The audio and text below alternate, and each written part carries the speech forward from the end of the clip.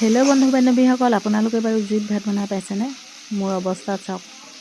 আজি জুইত ভাত বনাওঁতে, আজি নহয় দেই, 2 দিন হ'ল ভিডিঅ'টো বনোৱা। কঁঠালৰ মুচি বনাইছিলোঁ।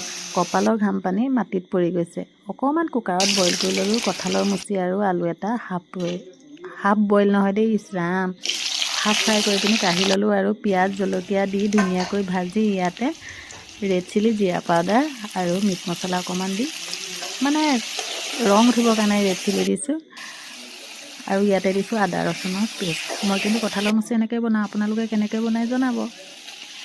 আৰু এইখিনি যেতিয়া ভাজিছোঁ, বাপৰে ইমান ধুনীয়া গোন্ধ আহিছে। আপোনালোকে বাৰু গোন্ধ পাইছেনে? জনাবলৈ নাপাহৰিব দেই। ধেমালি কৰিছোঁ।